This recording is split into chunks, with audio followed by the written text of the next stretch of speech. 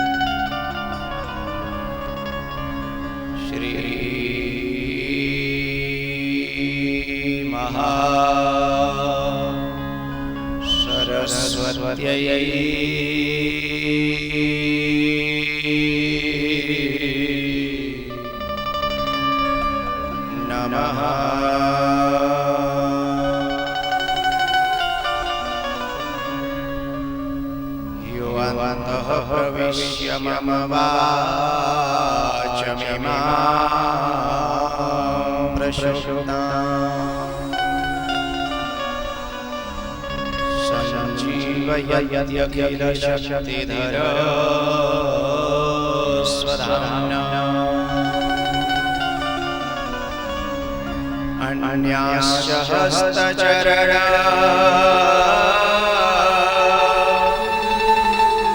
श्रवणाद्वगादि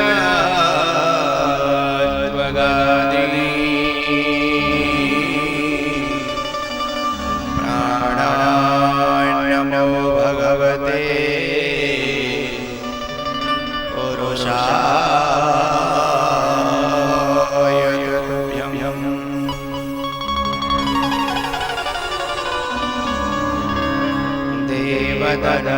देवतनजनरनाग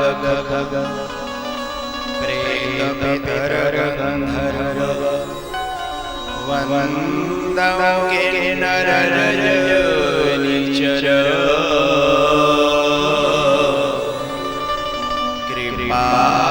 कृपाकरो अवसर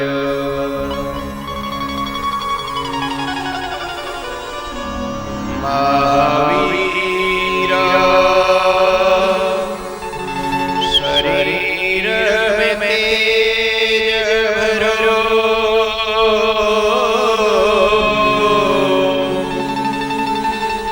मन संयमी बुद्धि यथा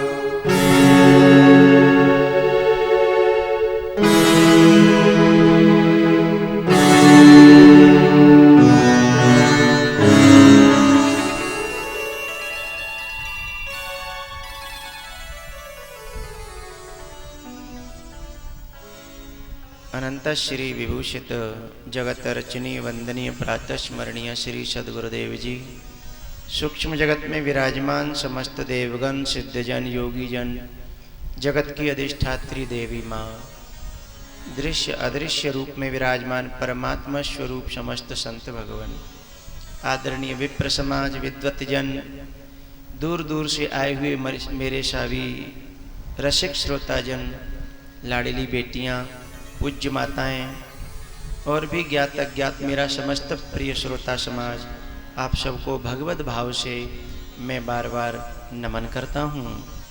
आपकी निष्ठा, आपकी श्रद्धा, आपका ये प्रेम जो व्यासपीठ के प्रति है, मेरे प्रति है, कथा के प्रति है, उसको भी मैं बहुत बहुत साधुवाद करता हूँ, प्रणाम करता हूँ। आप सबका अभिनंदन है।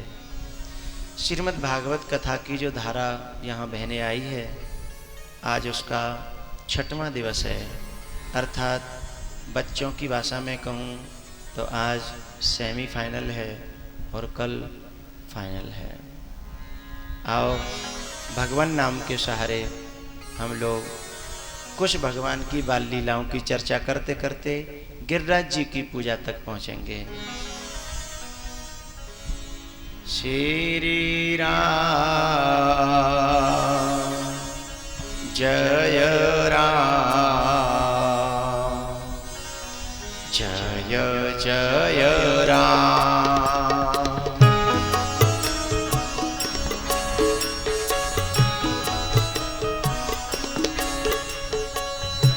जय जय जय हनुमान गोसाई,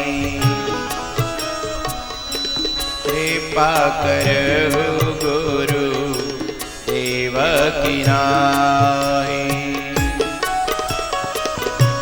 प्रभु चरित सुने बेकार सिया, राम लखन सीता मन वसिया।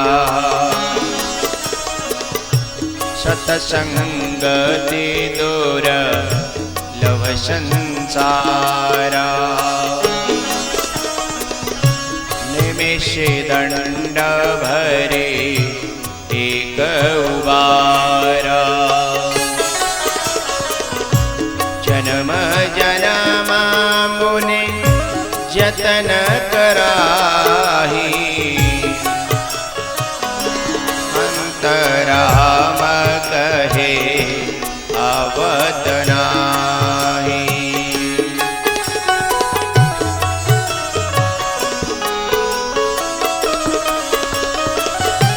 तब ते मोहिन व्यापी माया, जब ते रघुनायक अपनाया।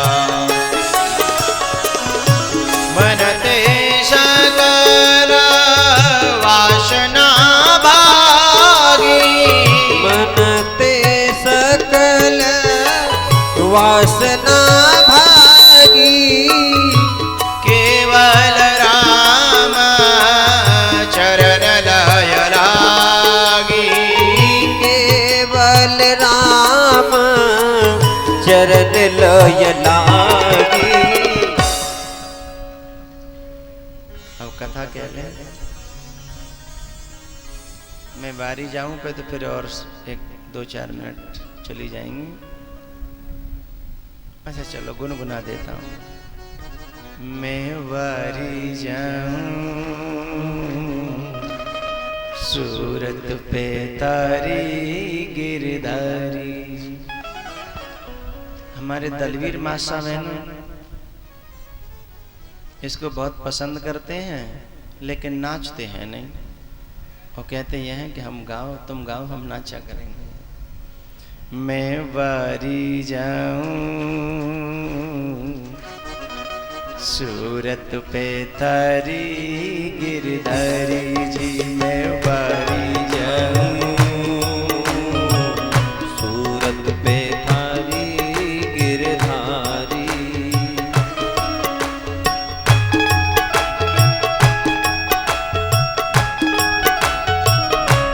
हे हरि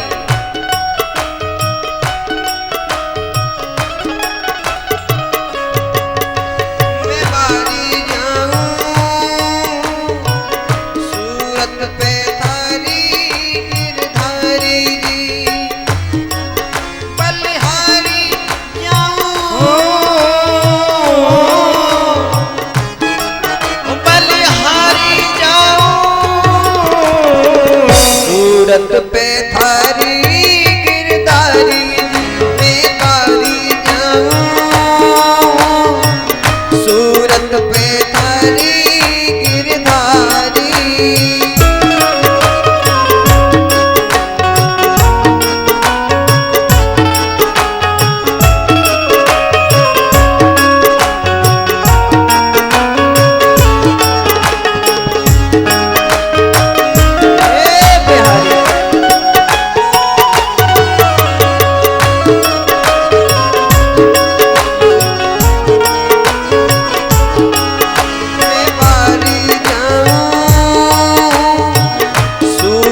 पे थारी गिरधारी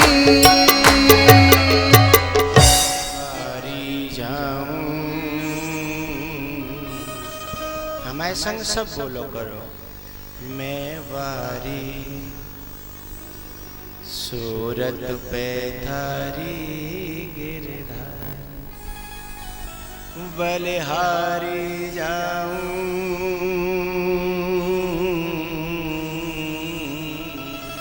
बले सूरत पे मैं वारी जाऊं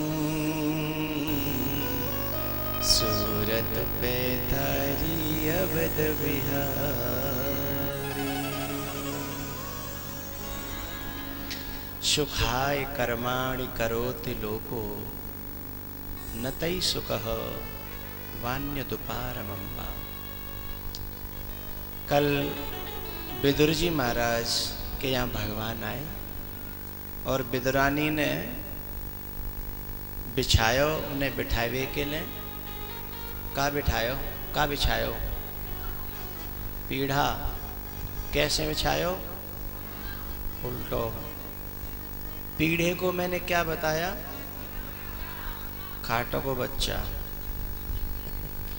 खाटो को बच्चा। यहाँ के नए नए बच्चों से बड़ा खुश हूँ, कितना लगन से कथा सुनते हैं। आप सबको बलैया ले रहा हूँ, खूब खुश रहो बेटा, खूब आगे बढ़ो।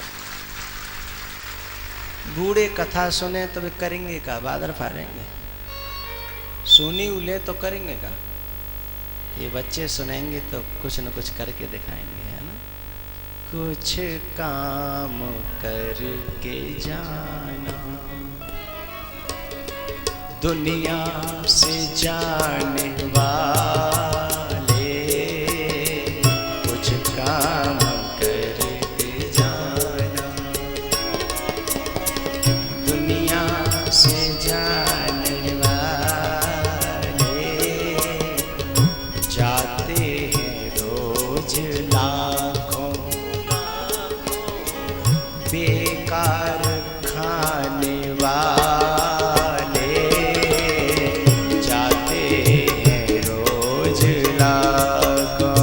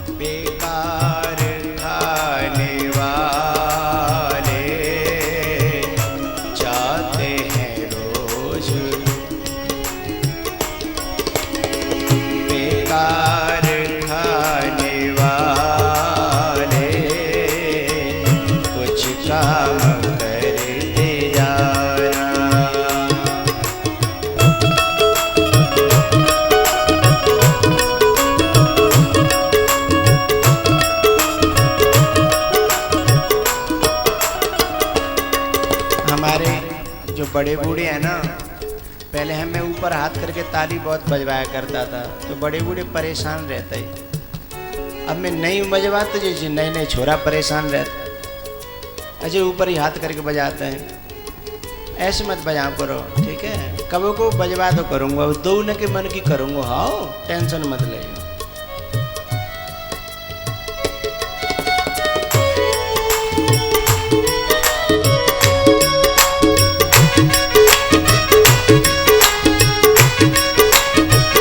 तालियों की आवाज आए।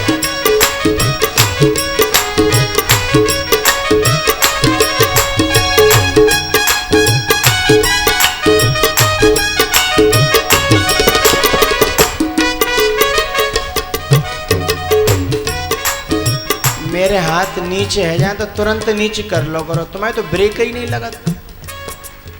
बिना ब्रेक की गाड़ी अच्छी नहीं हो।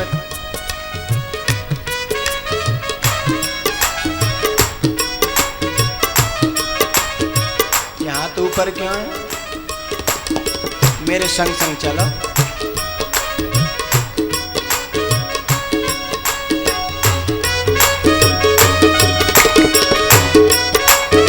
ये बोले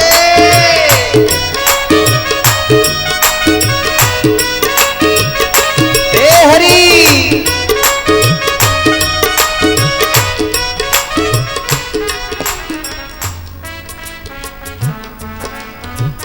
कुछ काम करते जाना, दुनिया से जाने वाले। कुछ काम करते जाना, दुनिया से जाने वाले।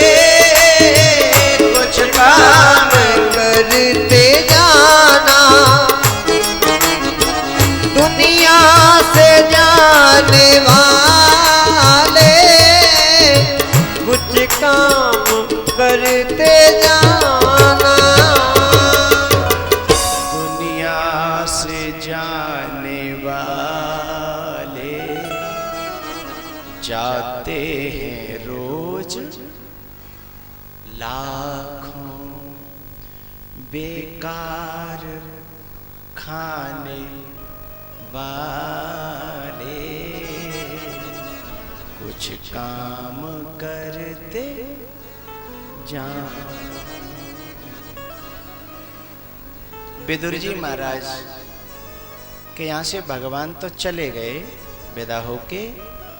धृतराष्ट्र ने विदुर जी को बुलाया क्योंकि मन में परेशानी हो रही थी, भगवान का अपमान हुआ था। सही है,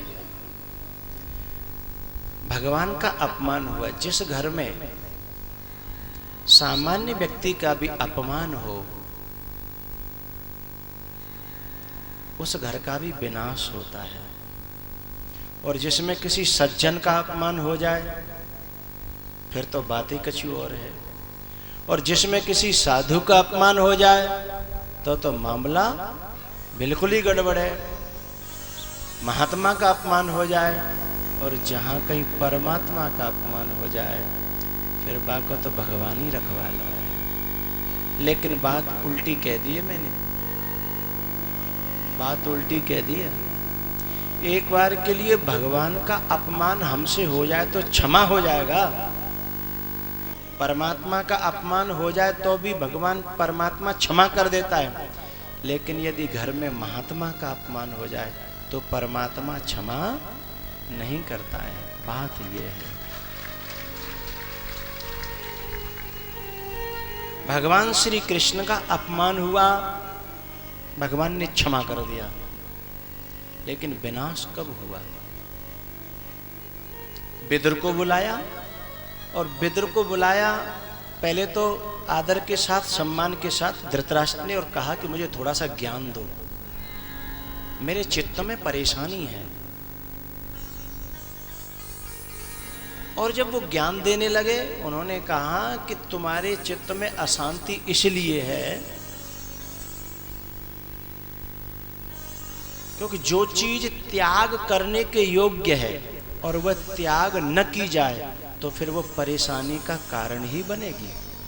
चाहे वो शरीर में हो, चाहे वो घर में हो, चाहे वो देश में हो, चाहे वो समाज में हो।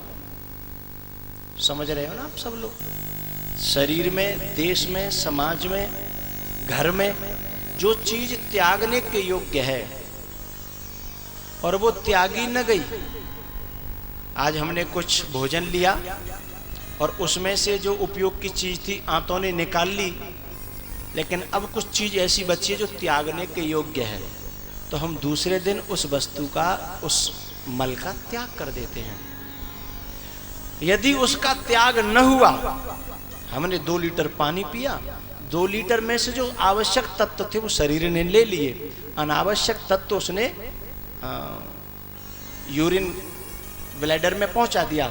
अब यदि उसका त्याग जब तक न होगा तब तक कोई माई का लाल शांति से बैठ नहीं सकता। बोलो बोलो। एयर कंडीशन कमरा है तुम्हारे पास, बढ़िया, उसमें रसगुल्ले हैं, सारा सामान है, लेकिन तुमको उस समय वो त्याग करने की इच्छा पैदा हो रही है, ठीक है ना। अब तुमसे कोई कहे एयर कंडीशन है, जय में रहो, जाओ मत, बोले नहीं मुझे निकलना है। अरे बोले नहीं नहीं, यहाँ कमी क्या कमरे में, भाई कितना सुंदर कमरा है, कितना अच्छा है, यही मेरे को, बोले नहीं नहीं, चाहे 2 मिनट को जान दो पर मुझे बाहर।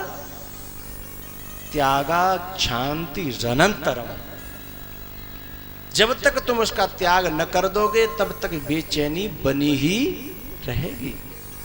और जैसे त्याग हुआ, त्यागा शांति अनंतरम, तुरंत उसके बाद में बच गए, नहीं मरे ही जा रहे होते हैं। ये प्राण में प्राण आएंगे, जान में जान आएगी।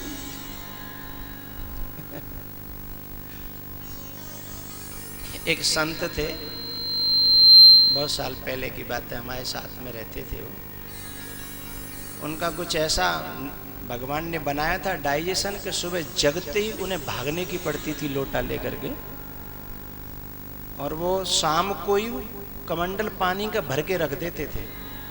इतना मतलब क्षमता नहीं रहती थी कि नल पे थे भरला में और फेरे। और दुनिया ऐसी है कि सुबह जगत के ढोक लगाई पत्ते बाबा को।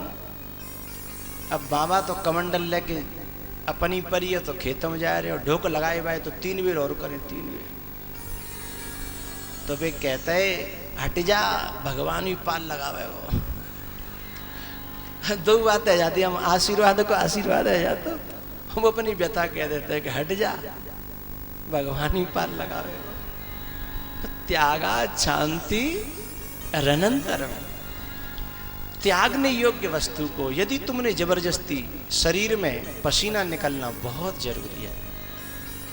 हमारी कमाई का, ईमानदारी की कमाई का 10% और ऊपर फूपर की जो होते हैं बाको 50%।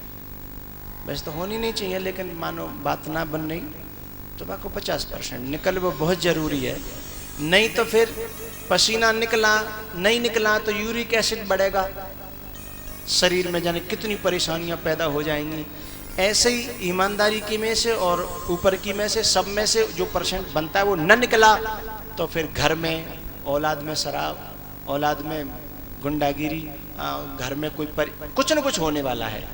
क्योंकि प्रकृति का बना बनाया कानून है, उसे कोई रोक नहीं सकता। हाँ, जैसे ही हम जो त्यागने योग्य है उसको हमने त्यागा तो तुरंत हमें शांति का अनुभव होगा। हैं? मैं उदाहरण दे चुका हूं, एकदम शांति का अनुभव होगा। तो जो चीजें त्यागने के लिए बनाई हैं उन्हें जरूर त्याग करना, नहीं तो ग्रहण दे। तो यही बात विदुर जी कह रहे हैं, ये किससे? धृतराष्ट्र से, कि कुछ तत्व तुम्हारे खानदान में, परिवार में त्यागने के योग्य हैं, यदि उनको तुमने न त्यागा है तो फिर तुम्हारा पूरा परिवार, पूरा खानदान, पूरा कुटुंब सबका हो जाएगा सुपड़ा साफ हो जाएगा। और जिसे त्यागने की बात हो रही थी, क्योंकि दुर्योधन ने कहा था भगवान श्री कृष्ण से कि सूचग्रे नहीं बदाश्यामी बिना युद्धे न केशव। तो दुर्योधन को त्यागने की बात हो रही थी इनडायरेक्टली, नाम न लेकर के। हाँ? तो धृतराष्ट्र तो खैर बाहर से भी अंधा था और अंदर से भी अंधा था, और अंधा होता तो भी कोई बात नहीं, अंधे के साथ साथ में बहरा भी था। ये अंधे के साथ साथ में ये अंदर से बहरा था। अरे बहरा जिसके कान हैं और शब्द सुनाई दे रहे हैं, तो समझना कोई जरूरी नहीं है कि वो सुन रहा है। श्रृणवन अपि न श्रृणवती, बहुत से लोग सुनते हुए भी अच्छे अच्छे लोगों की बातें अनसुनी कर देते हैं। जो सुनने के योग्य न सुने वही तो बहरा है। सुनने के योग्य बात को जो न सुने अनसुनी कर दे वही तो बहरा है। कान वाला कौन है? जिनके श्रवण समुद्र समाना, जिनके श्रवण समुद्र समाना, कथा तुम्हारी शुभग शरणाना, होइन भरहि निरंतर होहि न पूरे, भरहि निरंतर होहि न पूरे, तिनके हिया तुम कहूँ गृह रूरे, तिनके हिया तुम कहूँ गृह रूरे, जिन हरि कथा सुनी नहीं काना, जिन हरि कथा सुनी नहीं काना, श्रवण रंद्र अहि भुवन समाना, श्रवण रंद्र अहि भुवन समाना।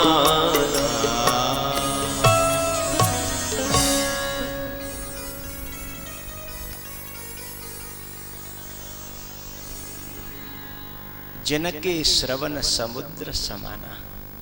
थोड़ा सा खोलूं आप कहो तो,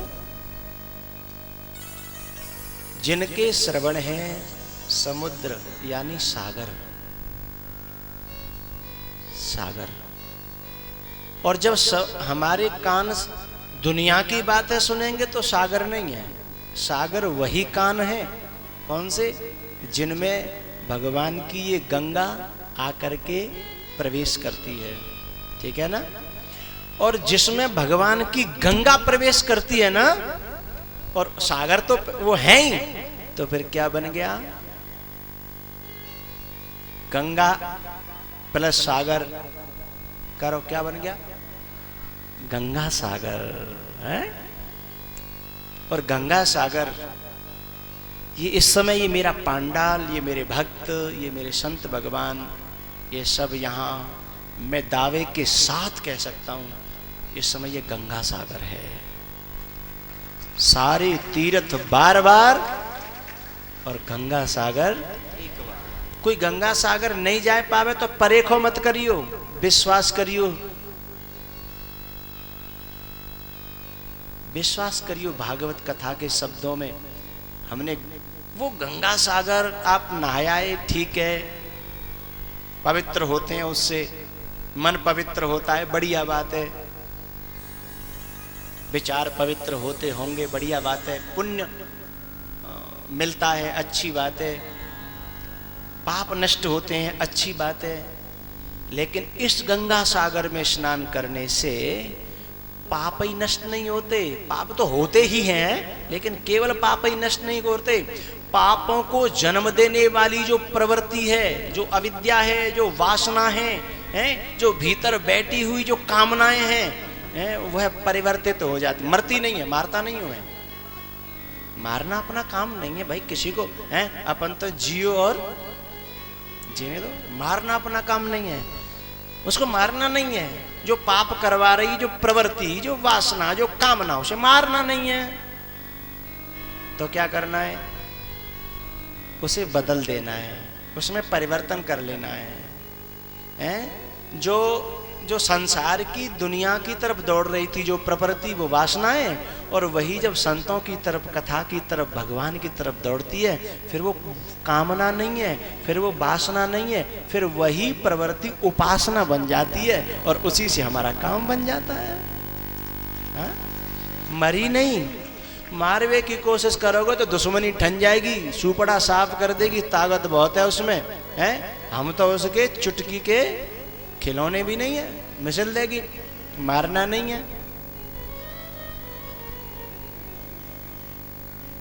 एक बात बताओ, सीता जी जनक को प्राप्त भई, राम को प्राप्त भई, हनुमान को प्राप्त भई, लंका में रावण को प्राप्त भई।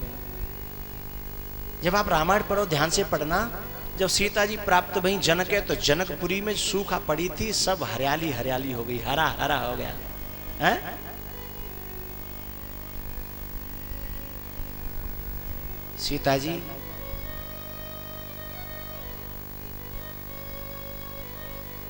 जब अयोध्या में आई तो पढ़ना, वहां जैसे एक पद कदम रखा, अयोध्या में हरा हरा हो गया। सीता जी जब हनुमान जी को दर्शन देती है ना, तो सीता जी के दर्शन से हनुमान अजर अमर गुण निधि सुत हो, बहुत करहे रघुनायक छो। क्या मिल गया? अजरता, अमरता और अष्ट सिद्धि नव निधि के दाता, असबर दीन जानकी। बताओ, एक बंदर को क्या मिला? अमरत्व, अजरत्व, सिद्धियां, और इन सब का बाप परमात्मा का प्यार। बहुत करहे रघुना, ये सब कुछ हो, परमात्मा का प्यार न हो तो सब बेकार है। वह भी मिला इनके साथ साथ, रिद्धि सिद्धि संपत्ति सबके साथ साथ परमात्मा का प्यार भी मिला। हनुमान को मिल गया क्या? सब कुछ मिल गया। जनक को भी मिला, अयोध्या वासियों को मिला, लेकिन वही सीता जी जब रावणे मिली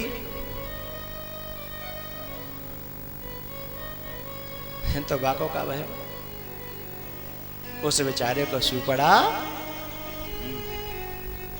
सीता जी माया है और सीता जी भक्ति भी है। जिस तरीके से हम उसे चाहते हैं पाना, वो तरीका क्या है? माया को यदि पत्नी बनाना चाहोगे या मारना चाहोगे तो रावण जैसा कर देगी। समझ रहे हो?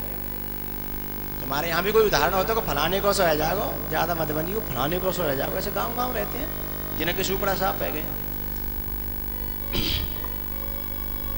लेकिन हनुमान की तरह चाहोगे, जनक की तरह चाहोगे, हाँ? तो सुपड़ा साफ नहीं करेगी, फिर तो आवाज कर देगी। तो मारना नहीं है माया को, नष्ट नहीं करना है, हैं? हमें तो उसको परिवर्तन करना है। तो ये हमारे कान जिस समय भगवान की कथा सुनते हैं ना, उस समय गंगा सागर होते हैं, उस समय सागर होते हैं। तो तुलसीदास जी ने ऐसा क्यों कह दिया कि तेन के हिय तुम कहूं गृह रूरे। ऐसा इसलिए कहा भैया, शांताकारं भुजगशयनं पद्मनाभं सुरेशं। भाई जहां सागर होगा वहीं तो विष्णु, वहीं तो भगवान। शांताकारं भुजगशयनं पद्मनाभं सुरेश। हम जब सागर बना लेंगे ना, तो फिर परमात्मा को बुलाना नहीं पड़ेगा, परमात्मा अपने आ पाएगा। तो मेरे प्यारे श्रोताओ, अरे मैयाओ, हम सबके कान इस समय पर कान नहीं है, सागर भी नहीं है, क्या है? गंगा सागर है, गंगा सागर। प्रविष्टः कर्णरंध्रेण स्वानां भाव सरोरुहम्। एक बात और कह रहा हूं भैया, ये जो बात है जो मैं कह रहा हूं, ये जरूरी नहीं है तुम मानो, क्योंकि ये बात